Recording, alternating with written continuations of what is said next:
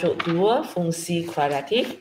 So, soalan pertama, dia suruh selesaikan persamaan ini dengan 2 kaedah lah. Okay, kalau soalan tidak wajibkan sesuka hati kamu. Kalau wajibkan, kamu kena ikut lah. So, cikgu tengok saja. Okay, cikgu tengok rumus dulu sebab rumus kita lebih biasa. So, kerja pertama kita memang macam kawan ini, kena jadikan dia sama dengan kosong dulu.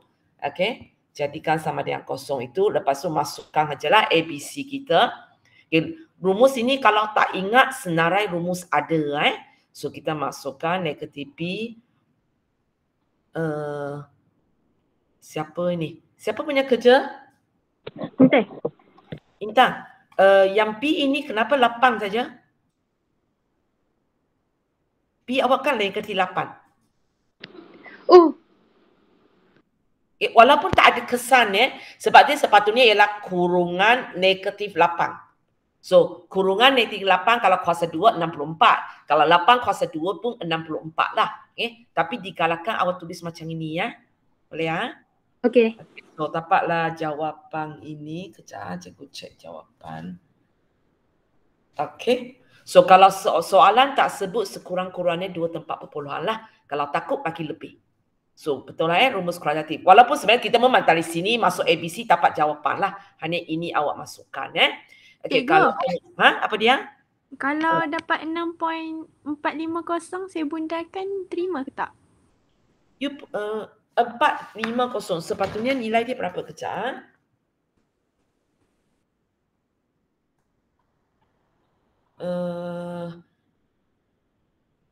Equation. Okey. A kamu 1, B kamu negatif 8, C kamu 10. Tak boleh sebab awak dapat nilai 44948 belakang kan. So kalau kamu nak buat 3 tempat perpuluhan memang kena 449. Tak boleh 450. Tapi kalau you nak bagi saya 6.449 awak buat sampai sini boleh. Boleh Tapi 450 tak boleh. Baik. Okey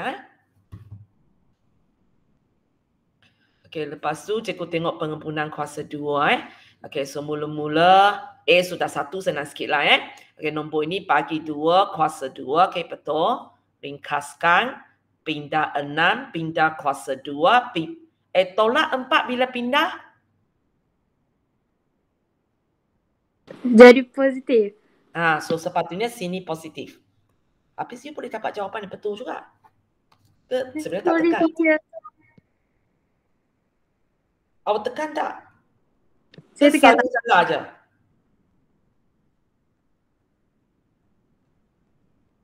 Tanpa 4 baru boleh dapat jawapan ini kan? Okey So itu dialah jawapan betul. Sebab tekan kalkulator aja. Okey, kita tengok soalan 2. Okey, cikgu sudah ubah soalan ini kepada bentukan persamaan kuadratif So kalau cikgu punya bunyi ialah bentukan persamaan kuadratif, maka apa yang awak buat, awak tulis ini, lepas tu awak tulis sama dengan kosong.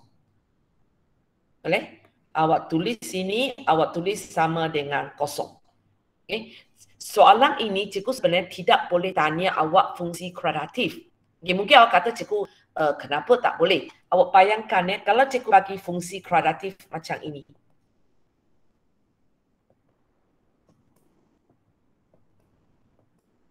Adakah fungsi kuadratif ini juga mempunyai punca macam ini? Sama aja kan? So, kalau saya hanya ada punca saja, tidak ada maklumat tambahan, sebenarnya saya tak percaya bentukan fungsi kuadratif sebab nilai A ini tidak diketahui. Nilai A ini tidak diketahui. Sama juga kalau cikgu minta bentuk am. Awak boleh tulis benda ini tapi sepatutnya ada satu A di depan. Dan A ini tak dapat dicari kalau awak hanya ada punca sahaja. Awak perlu maklumat lain baru boleh tahu apakah nilai A tersebut. Tapi kalau soalan ini tanya apakah persamaan kuadratif, tak ada masalah. Tak ada masalah. Sebab kita tak payah tahu apakah nilai A ini. Sebab bila saya kalau kembang-kembang nanti A itu saya ringkas pun jadi macam ini balik. Boleh? So soalan ni kalau cikgu kata persamaan kuadratif, kita tulis ini sama dengan kosong. Okay? Sebab dia nak bentuk pindasan lah. Kalau dia bukan nak bentuk pindasan, kita kena kembangkan lah. Boleh ya? Cikgu yang ubah soalan. So ini tak ada.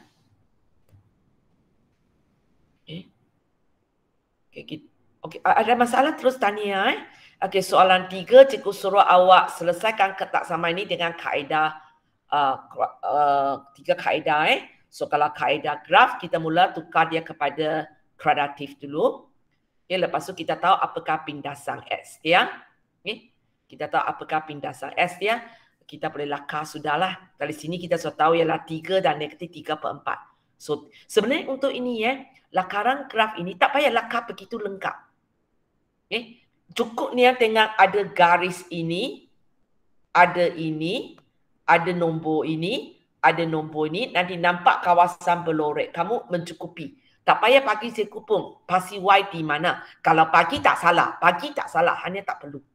Boleh So awak bagi ini nak lebih besar di sebelah atas. So ini cara tulis jawapan, betul. Dia tak ada sama dengan, kita pun tak ada sama dengan. Boleh So kalau dia kata selesaikan ketaksamaan kuadratif dengan kaedah lakaran graf, sebenarnya dia nak ini ajalah. Bentuk senyum ke masam, apakah pindasan S, apakah kawasan berlorek dia. Cukup. Tidak perlu tahu pun di mana paksi S, di mana pindasan Y. Sebab maklumat itu tidak diperlukan untuk selesaikan ketaksamaan. Okay, lepas tu cikgu minta garis nombor. So garis nombor, bezanya benda ini kita tulis macam ini, kemudian kita buat garis lah. Kita buat garis, lepas tu kita tentukan positif negatif. So yang ini darat saja, so kita darat negatif darat negatif, negatif darat positif, positif darat positif. Dapat kesimpulan ini, tengok soalan. Soalan nak lebih besar, kalau kita ambil sebelah pertama dan terakhir. So sebelah sini tulis macam ini, sebelah sini tulis macam ini. Jawapan sepatutnya serupa je walaupun kita pakai kaedah yang berbeza. Ini kaedah ini kita jarang pakai. Kecuali macam soalan inilah dia wajibkan kita. Kalau tidak memang biasanya kita pakai ini saja. Okay, lepas tu sama jugalah kaedah jadual. Okay, kaedah jadual. Okay, awak nak tulis ini pun cikgu terima ataupun kamu boleh tambah satu kolom ialah ada sama dengan punya. Tapi tulis ini pun cikgu terima. Hanya awak sendiri yang macam cikgu katalah. Kalau soalan ada sama dengan, awak pun bubuh sama dengan. Kalau soalan tak ada, you bubuh tak ada. So mula-mula sama jugalah, ambil 2 kurungan itu, tentukan positif negatif, kemudian darat dia tengok positif negatif, lepas tu baca soalan. Soalan nak positif, kita ambil jawapan positif. Okay Ini lebih, sebab hari itu cikgu terang banyak yang menggunakan soalan asal dia punya kan, cerita sama je cikgu tak terangkan Apa-apa sekat potong cikgu tanya aja Okay, lepas tu kita pergi kepada soalan 4. Apakah jenis-jenis punca? So kalau jenis-jenis punca maksudnya kita akan cek dia punya pembeza layang lah. Okay. So kita akan cek dia punya P kuasa 2 tolak 4 AC. So masukkan saja. Okay, kalau tapak negatif, kesimpulan dia tak ada punca nyata. Okay. Tapak negatif tak ada punca nyata. Kalau tapak kosong, okay, masukkan. Kalau tapak kosong, kamu kata ada 2 punca nyata yang sama. Betul? Masuk aja. Tak, kalau tak sempat semak, nanti awak tengok PDF Okey, ketiga, sama je kerja kita masukkan P kuasa 2 tolak 4 AC. Kita dapati dia positif. Maka kita katalah 2 punca nyata yang berbeza. Istilah nyata ini kena tulis 2 punca nyata yang berbeza. Okey, betul. Okey Okey, soalan 5. Kali ini dia bukan tanya awak jenis, tapi dia beritahu. Okey, itulah jenis dia. So, bila awak nampak 2 punca nyata yang sama, kita tahulah P kuasa 2 tolak 4 AC sama dengan kosong. So, masukkan B, masukkan A, masukkan C. Okay. Lepas tu, awak selesaikan. Mana tapak 5 ni? Siapa punya kerja? Ferisha. Ferisha, mana tapak 5 ni? Selesaikan yang 3 kuasa 2 tolak 4 tu. Okey. Kalau kamu tengok apa hubungan 41 dengan P tanpa 5. Apa hubungan ini? Tanpa tolak darat lagi. Darat. Apa hubungan ini dengan ini? Tolak. Siapa kena buat dulu? Darab. Darab. Okay. So kamu sepatutnya buat ini dulu. Tak boleh buat depan dulu. Boleh? So jawapan ini salah lah ya. Jawapan ini salah So sepatutnya cara kita buat. Oh kalau itu cikgu kena sediakan ruangan lah. Okay. Cara kita buat. Apa yang isi itu betul lah. Tapi cara kita buat 9 tolak. Okay. So yang belakang ini belakang ini cikgu akan galakkan kamu gabung di belakang dulu. Maksudnya 2 kurungan jadi 1 kurungan dulu. Walaupun ini sebenarnya agak senang lah. Tapi jadi kebiasaan buat belakang dulu. P tambah 5 sama dengan 0. Lepas tu kita kena settle ini dulu. Sebab peraturan matematik darab kena buat dulu. Okey, Farisa sambung. Panah-panah kedua. Negatif 20. Okey. Sama dengan 0. Okey, sambung. 20 dengan 9 tu pindah. Okey, so sini tinggal negatif 4P. Okey, pindah jadi apa? Dapat 11. Okey. Tapi bagi saya, cikgu sebenarnya tidak galakkan kamu sambil kira sambil pindah.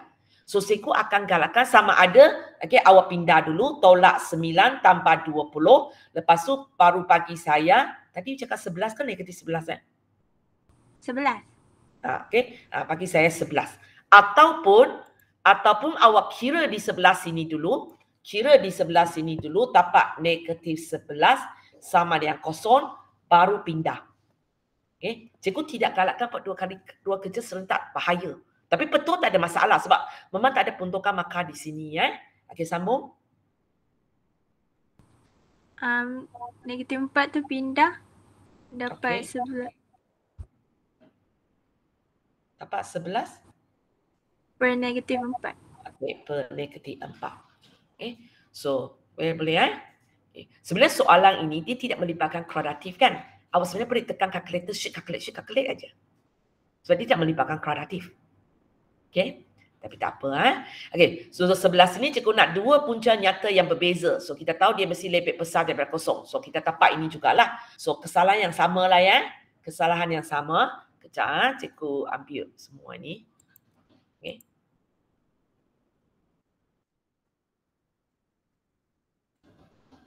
Baik. Kejap.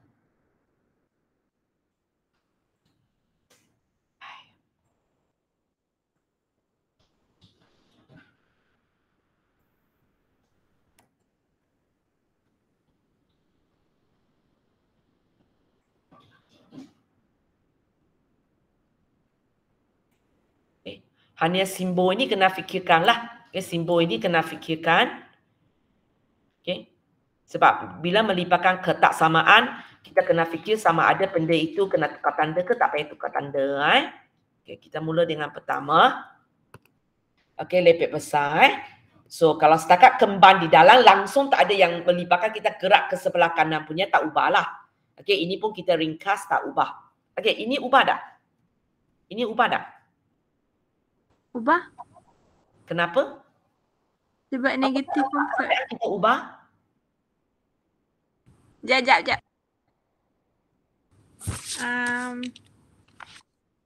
Kalau darab dengan nombor negatif, kalau bahagi dengan nombor negatif, ubah semua tanda dengan tukar suka sama suka. Okey, sekarang mana satu? Awak kata nak ubah kan? Bahagi. Sebab mana satu? Yang nombor 2. Ini. Negatif 4P sebelah sini perlu ubah tanda tak? Perlu? Maksudnya ini pergi ini cikgu perlu ubah tanda.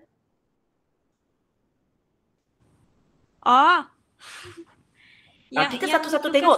Terus kepalakan. Sorry. Tolak 11 pindah ke sini jadi tambah 11. Perlu ubah tak? Tak payah Tak payah. Tak payah. Okey. Ini pergi ini. Yang tu tekak. Ini kekal. Ini pergi ini apa tindakan kamu? Ini pergi ini apa tindakan kamu?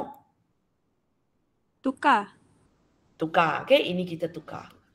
Memang bila nak buat soalan ketak sama ini, simbol ini perlu tukar, tak perlu tukar, bukan sekali tengok aja. Memang setiap baris awak kena fikir. Bila ada saja melibatkan kerja kiri pindah ke kanan, awak kan tengoklah apa tindakan yang telah dilakukan oleh awak. Asalkan kena aja 4 ini, kita ubah simbol. So kadang-kadang boleh baca soalan ini, kita hanya ubah pada baris terakhir. Ada soalan sampai 2-3 kali dia kena ubah tau. So memang buat satu baris, fikir satu baris. Buat satu baris, fikir satu baris. Jangan terus, kat sini terus, cikgu ubah sebab ada pahagi. Kadang-kadang tengah-tengah sini ada sebab kita ubah. So kalau 2 kali ubah, nanti akhirnya dapat lebih besar balik. Boleh So ini jawapan dia lah. Okay. So soalan 6, di mana cikgu sudah ubah soalan punya. Cikgu suruh awak lakarkan graf dan kemudian terangkan apa perubahan yang dialami. So cikgu bagi dalam bentuk berteks. Cikgu bagi dalam bentuk berteks. Kalau A berubah daripada 2 kepada 4, so bentuk masih samalah sebab dua-dua masih positif. Tapi nilai ini makin jauh daripada kosong kan. So benda itu sepatutnya jadi makin kurus. Betul lah. Kita sebenarnya akan kata lebar dia. Dia bukan graf jadi kecil sebenarnya. Lebar graf jadi kecil. Ataupun kelebaran graf. So kalau nak terangkan, awak katalah terangkan perubahan. So perubahan itu ialah kelebaran graf menjadi lebih kecil. Semakin kecil nilai A,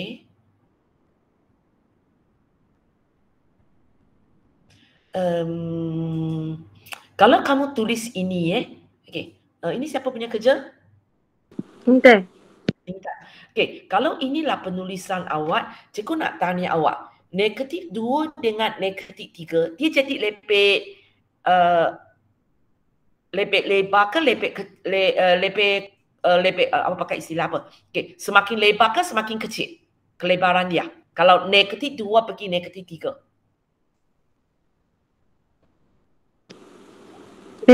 Lebar. Jadi semakin lebar ikut penulisan awak ni kan, semakin kecil nilai A, semakin lebar lengkung graf. Tapi kalau kamu tengok nota saya, cikgu pupuk modulus, betul tak? Cikgu pupuk modulus kepada A kamu kan. So maksudnya kalau cikgu pupuk modulus, ini ialah 2. Cikgu pupuk modulus, ini ialah 3. So sepatutnya jadi makin lebar ke makin kecil? Makin kecil. Faham? So di sini sebenarnya mencukupi dengan atas sini awak kata kelebaran graf itu jadi kecil. Dan hanya kalau awak nak pakai ayat bawah ini, awak kena buat simbol modulus. Tapi kalau awak tanya saya, cikgu akan kata penerangan atas lebih baik. Terus cakap aja, perubahan ini menyebabkan kelebaran graf itu jadi lebih kecil. Kalau awak tulis bawah ini, maksudnya awak sendiri kena fikir lagi. Sekarang saya punya nombor lebih kecil kan lebih besar. So saya punya lengkung akan jadi makin lebar kan makin apa? Kita kena fikir lagi. Kita kena fikir lagi. So tak nampaklah di akhirnya jadi lebar kan jadi kurus. Jadi kecil. Tulis ini jelas. Kita tahu graf baru itu adalah satu graf yang lebih kecil. Satu graf yang kelebaran dia lebih kecil. Boleh B, B jugalah nilai B ini berubah daripada 2 kepada 4. So kalau kamu tengok kedudukan graf asalnya macam ini. Nanti kuasa 2 ini jangan masuk ke dalam di luar.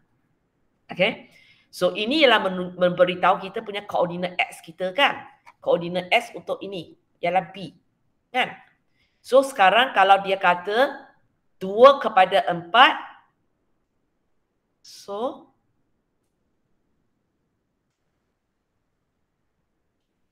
dua kepada 4 bukan bergerak ke sini kan. Sebab aku kena tengok cikgu punya, kamu kena tengok cikgu punya ini sebab cikgu bagi sini tolak B tau. Cikgu tulis keluar. Fs A S tolak B kuasa 2 tambah C. Nanti cikgu, nota cikgu tak bawa. Nota saya, Intan nota daripada awak. Ada tak? Modi ada pada awak, cikgu. Nanti cikgu lupa bawa balik. Ada. Ada.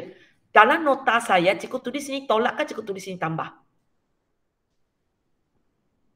Tolak. Tolak. Alamak, cikgu lupa bawa modi. Modi saya salah ke? Kamu tangkap gambar bagi cikgu tengok penerangan saya tentang B ni. Cikgu bagi salah ke kamu salah? PM cikgu? Yang modul ke? Modul saya tentang penerangan berkaitan dengan perubahan tu. Ada tak? Tak apa, cikgu cari sendiri. Sekejap. Cikgu cari sendiri. Waktu itu kita masih online kan? Sekejap. PTPR lama.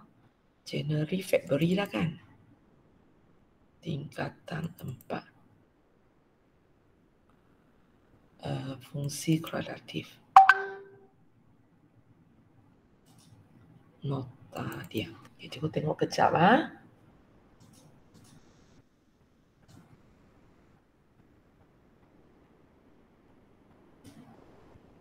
Alamak, kena tunggu download lagi.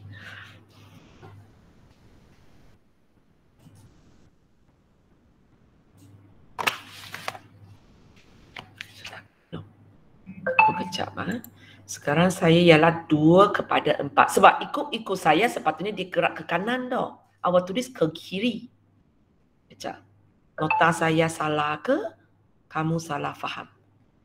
Teacher saya ada send kat. Sudah. Okay. So, ini orang ni. Oh, ini sudah kacau. Okay, you ada send kat kejap.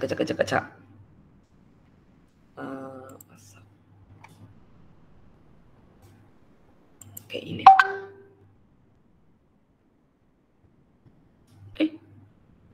You delete balik kenapa? Intai cikgu, intai.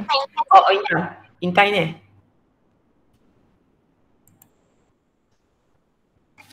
Okay. Kita tengok kejap. Kita tengok ini ya. Okay. So hash, kalau hash tambah bergerak ke kanan. Hash ini ialah kedudukan P dalam soalan saya kan? Intan boleh? Boleh. So sepatutnya bergerak ke kanan ya. Depan dia gerak ke kanan Ni sini. Kalau hash bertambah, pergerakan dia secara mengufuk kemudian ke kanan. Boleh? So bukan cikgu salah, cikgu takut nota saya salah. Okay, so bila 2/4 graf itu bergerak ke kanan, bukan ke kiri. So bergerak ke kanan, sebenarnya kalau kamu cakap saja, okay, kita tak tulis sini, kita tulis saja graf akan bergerak ke, bukan di okay, bergerak ke sebelah kanan lah ya. Okay, kalau kamu setakat cakap bergerak ke sebelah kanan, sebenarnya tidak mencukupi lagi. Berapa langkah? Berapa unit dia gerak ke kanan? Kalau 2/4. 2. Okay.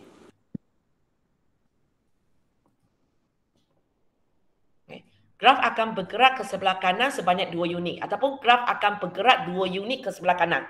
Jadi faham maksud dia lah So jawapan kamu di sini ya. Jadi sebenarnya kalau kamu tahu ini ialah 2, ini ialah 4. Boleh Okey. Lepas tu C, kali ini C pula berubah daripada 2/4. So kita bergerak ke atas. Okay, sama juga. Okay. So C ini tidak mewakili pindasan Y C yang mewakili pindasan Y kalau cikgu bagi dalam bentuk AX kuasa 2 tanpa BS tanpa C. Ini baru mewakili pindasan Y. Kalau cikgu tulis dalam bentuk ini, C ini tidak mewakili pindasan Y. C ini mewakili koordinat Y ini. Boleh ya? So C tidak mewakili. So cikgu akan huruf, cikgu sengaja tadi letak ABC. Cikgu tengok awak campur aduk tak dengan bentuk am punya. Sebab itu simbol aja. Macam kalau kamu tengok nota, cikgu letak HK kan, sini cikgu letak BC. Cikgu besok dalam exam cikgu mungkin boleh letak PQ. Sesuka hati ya saja. Yang pentingnya kita tengok kedudukan dia. So C ini bukan mewakili pindasan Y. Kalau kamu nak tulis, dia sebenarnya mewakili koordinat Y bagi titik minimum kita.